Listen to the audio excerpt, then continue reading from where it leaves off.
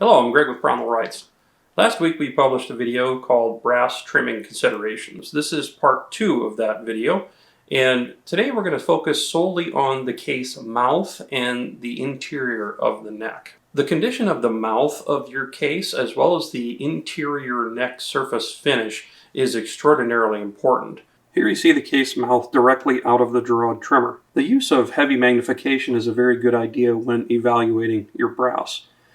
What you see here is the case mouth and neck area of a 22 PRC Primal out of the batch of cases that I just recently trimmed.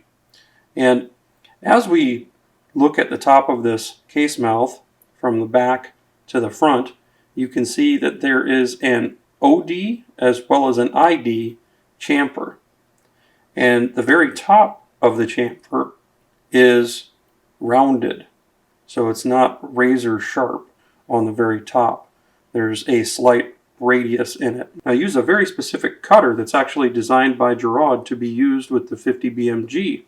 And that wider cutting surface, the more radiused cutting surface, gives me a much stronger and robust case mouth. So I don't have to worry about the brass being so fragile and the tiniest little bump creating a little burr that will get rolled into the inside and scratching your bullet. One of the critical things is to make sure that when you're trimming, the trim be uniform. And under heavy magnification, you can see certain areas where it is not uniform. Particularly, there's this little bump right over here. And those little bumps oftentimes are indications of either a strange cutter performance or a neck thickness variance in those locations. What we're looking for is the ID and OD chamfer, specifically the ID chamfer, to be uniform. Now this brass has not been neck turned, and a slight variation in the chamfer will show you the neck thickness variation. Obviously, you can use a micrometer and you can measure the neck thickness variation as well. And we see the chamfer get slightly smaller right through this area here.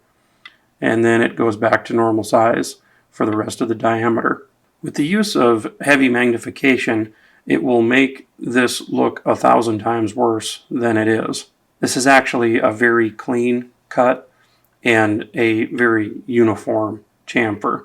This is an example of a case that while it has a nice clean cut, you can see how we've got a pretty serious thickness variation here, because I don't have much of a chamfer here on this side. But as I rotate the case, we go back into what would be the normal thick chamfer. And there's quite a lot of variation in this case. As I spin this, you can see how that chamfer changes pretty rapidly. If you know your trimming op is being done correctly, this is a fairly efficient way to cull cases based on neck wall thickness variation without actually having to measure every single individual case. You can look at cases that have a non-uniform ID chamfer and generally correlate that to a neck wall thickness variance. So if you're not going to neck turn, this is a fairly efficient way of sorting your cases. Now, with the use of magnification, you can also see just exactly how uniform the interior surface of your case necks are.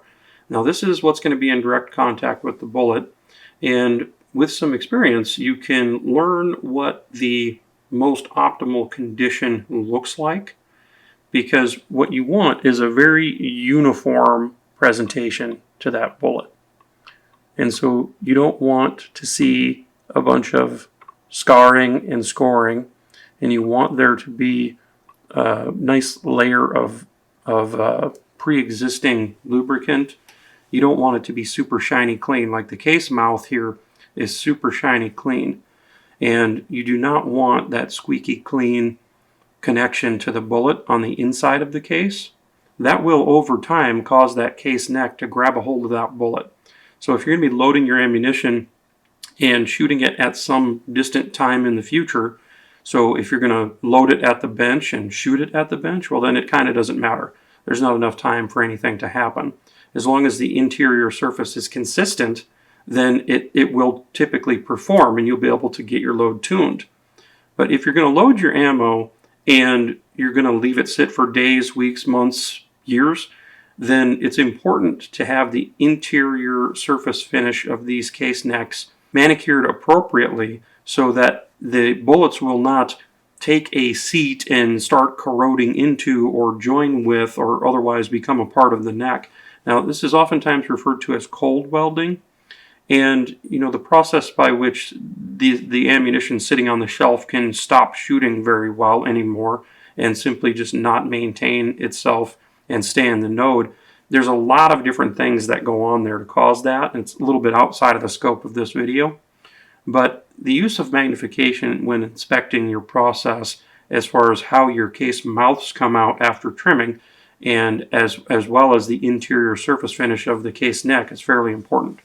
This case with the non-uniform chamfer, obviously we have a slightly different angle here now, so it's a little harder to see, but this case will not allow for consistent bullet release simply because of the fact that the one side of the case where it contacts the bullet is higher than the other because the chamfer goes down deeper on one side than it does the other side of the case. And so when the bullet releases, then there's a possibility that gas can slip by on the one side earlier than it can the other. And this can create some problems downrange. Now, obviously, this example is very, very slight. In the more severe cases, this can be a really big problem. So you want to check this and make sure that your chamfer is uniform. You do not want to have a uniform overall length and then put a non-uniform chamfer into the brass. This is another reason why I really like the Giraud tool because it OD and ID chamfers at the exact same time that it is trimming. This is a brand new out-of-the-box 6.5 PRC case from Lapua. And you can see here how the case mouth is not super sharp, and so this case can be loaded right out of the box and you won't experience too much ill effect there. And so the high quality cases from Alpha or Lapua, they can be shot right out of the box generally speaking, and you'll have fairly good success.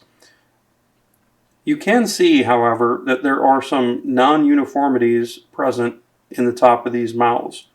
And those oftentimes will transfer over to the bullet jacket.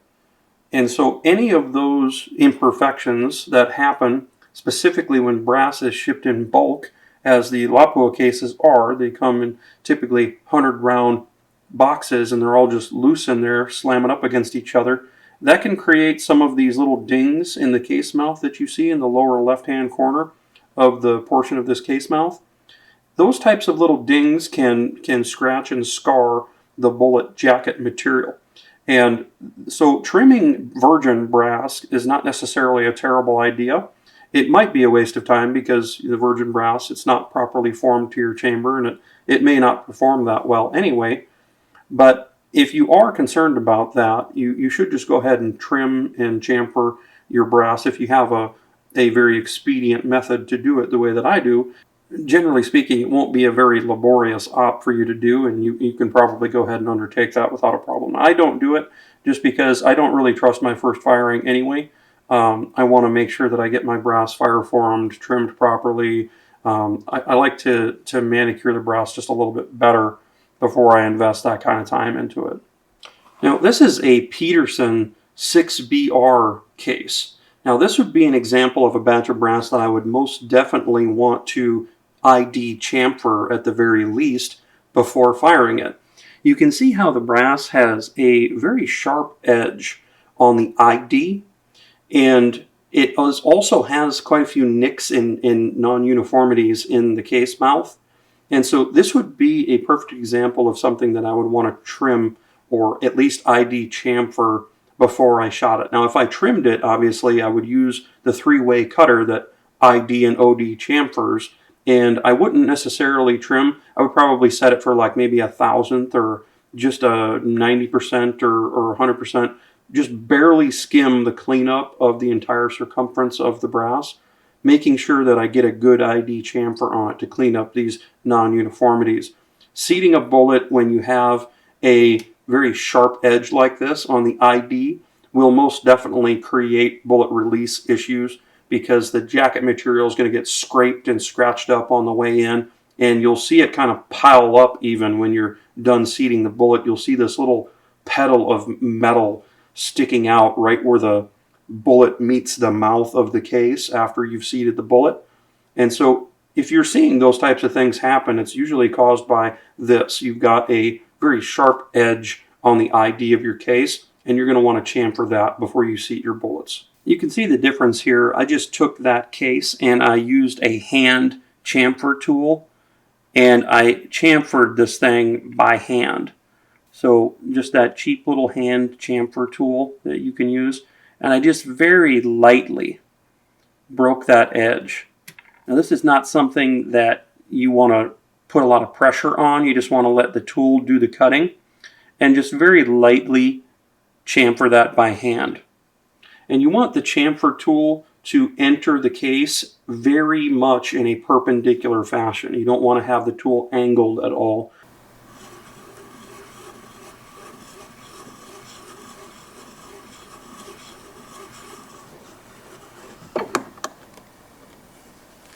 Here you can see a couple of very obvious results from using a very traditional lathe style trimmer. And you can see how the top of the case mouth is perfectly flat, and both the ID and the OD have this razor sharp edge on them, and that's not good, and you have to chamfer that off. You cannot seat bullets or even oftentimes chamber it. That little burr on the outside will oftentimes get deposited into your chamber if you were to try to shoot it like this, even if you did decide to seat bullets here. So this old school lathe style trimmer with the flat cutter in it is going to have a very obvious problem here. You have to do additional ops. You have to do an ID and an OD chamfer before you could even call this brass usable. Now folks, this is the real problem from using a trimmer with a pilot. You can see how the inside of this brass was absolutely tortured. And without proper magnification, you might not see it. And you can also see where it ends. Now, it's a very hard angle for me to get with the camera, but you can see that it actually ends just part way down the neck in there. And then look, it's non-uniform in nature. So it super scars up the one side and leaves the other side untouched. And folks, this is a massive problem, and this is the entire reason that the Girard trimmer was invented in the first place, to have the feature set that it has, and it was patented. And so this is an old problem. This is not something that was solved recently. The correct way to trim cases has been known for quite a long time. Using a piloted trimmer probably isn't the best idea. Now, there's better piloted trimmers out there that do not cause this severe of a problem. And obviously the old lathe style trimmers, you have to turn them a lot. Now, there's newer style trimmers out there that they still do this, but not as severe as this. And, so if you're going to use a piloted trimmer, I would try to find the very best piloted trimmer that you can buy. This type of non-uniformity on the inside of the neck, and then of course the scarring and damage that this causes to the inside of the neck, is definitely something that's going to cause a downrange effect. So it cannot be ignored. The other thing to remember here is that this isn't even an extreme example. I didn't turn this thing very much in there in order to get this trim. It was just a very normal lathe trimming op. And you can very plainly see how the pilot dug into the side of the neck like this. And it does not take much, folks. And I'm talking, if anything at all touches the inside of your neck that is abrasive in nature, this can happen. Well, that should have shown you in pretty vivid detail what I'm talking about and how easily some of these very small and almost imperceptible to the naked eye variances in your case mouth and the ID of your neck can cause a significant impact on your performance on target downrange. This is very important to keep in mind when choosing the equipment that you're going to use to trim your cases, especially if you plan on shooting very, very small. Now, if you're content with half MOA or somewhere in that ballpark, then a lot of this stuff just really is not going to matter to you. Because the things that make a rifle shoot at that level, the finer points and details here are not nearly as important as, say, having a good optic on your rifle or having a quality barrel that is installed by a very competent smith with a good bedding job connecting your action to the stock. Having a good straight and true action that has a very worked out and well-timed ignition system. Stuff like that is going to be much more important than maintaining these little variables in your brass.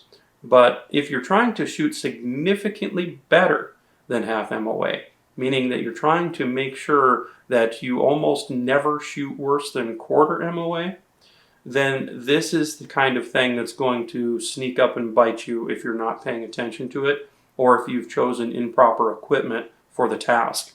Now there's one other aspect to this whole neck ID and the surface finish of the inside of the neck that is extraordinarily important, and that's going to be the topic of a future video. So be sure to subscribe and turn on the notifications so that you get notified of all of our new content as we post it to YouTube.